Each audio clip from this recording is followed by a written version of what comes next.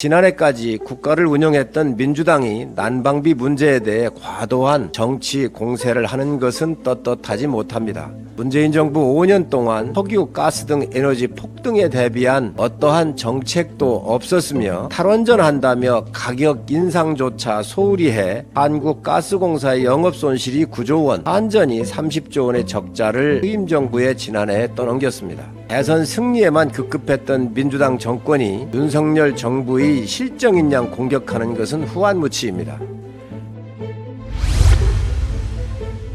지난해 2월부터 시작된 우크라이나 전쟁 등 국제적인 원자재 가격 폭등과 이에 대한 순차적 가격 인상 등에 대비하지 못한 전 정부의 실책으로 국민들께서 에너지 문제로 고통을 겪고 계십니다.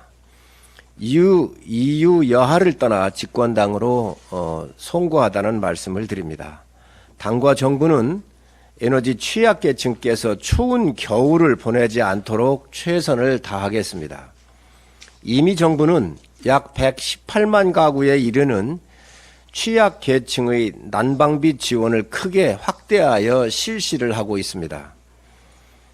이들 118만 가구에 대해 에너지 바우처 지원을 50% 이상 인상을 했고 가스 요금 할인폭도 50% 이상 올렸습니다.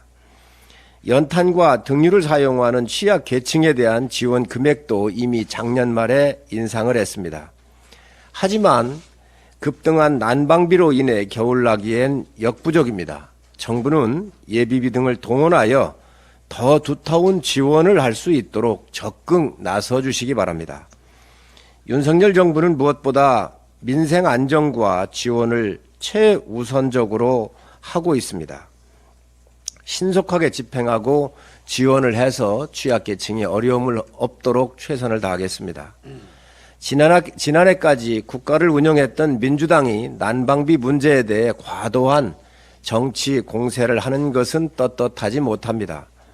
문재인 정부 5년 동안 석유, 가스 등 에너지 폭등에 대비한 어떠한 정책도 없었으며 탈원전한다며 가격 인상조차 소홀히 해 한국가스공사의 영업손실이 9조 원, 한전이 30조 원의 적자를 후임 정부에 지난해에 떠넘겼습니다. 대선 승리에만 급급했던 민주당 정권이 윤석열 정부의 실정인 양 공격하는 것은 후한무치입니다.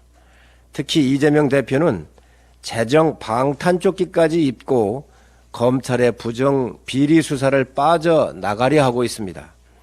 민생을 볼모 삼아 정치적 피난처를 마련하겠다는 얄팍한 속임수입니다.